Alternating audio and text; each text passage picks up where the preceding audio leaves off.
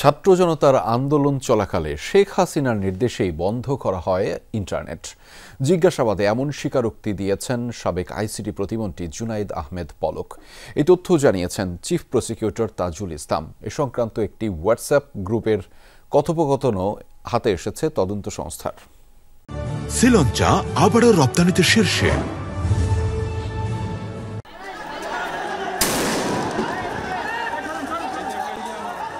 গত 16 জুলাই থেকে 5 আগস্ট ছাত্র জনতার আন্দোলনে নির্বিচারে গুলি চালায় আইন শৃঙ্খলা রক্ষাকারী বাহিনী।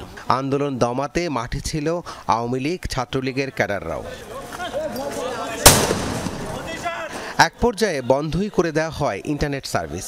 এ নিয়ে এক এক সময় এক এক কথা বলতেন সাবেক আইসিটি প্রতিমন্ত্রী জুনাইদ আহমেদ পলক। কখনো বলেন সুইচে চাপ লেগে বন্ধ হয়ে গেছে, কখনো বলা হতো খাজা টাওয়ারে আগুনে মুঠোফোন ও ইন্টারনেট সেবা বিঘ্নিত হয়েছে। আমরা ইন্টারনেট বন্ধ করতে বাধ্য হই। 4G কিছুটা কমিয়ে 2G-তে নিয়ে আসলাম, কখনো ইন্টারনেট শাটডাউন হয়। বুধবার জুলাই আগস্টের গণহত্যার মামলায় পলককে জিজ্ঞাসাবাদও করে ট্রাইব্যুনালের তদন্ত সংস্থা। সেখানেই তিনি স্বীকার করেন শেখ হাসিনাই ইন্টারনেট বন্ধ করতে বলেছিলেন।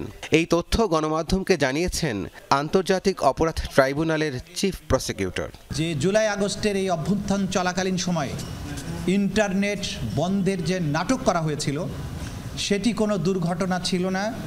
খায়ের টাওয়ার বা কোন টাওয়ারে আগুন লেগেছে এগুলোর কোনো ব্যাপারই ছিল না। প্রধান যে নিউক্লিয়াস শেখ হাসিনা তার নির্দেশে, তার পরবর্তী কমান্ডার জুনাইদ আহমেদ পলকের পরবর্তী নির্দেশে এই ইন্টারনেট প্রোভাইডার যারা আছে, বিটিসিএল আছে এবং বাংলাদেশ সাবমেরিন কেবলস পিএলসি, এরাও চিঠি দিয়ে জানিয়েছে যে তারা কার কার নির্দেশে এটা বন্ধ করেছে।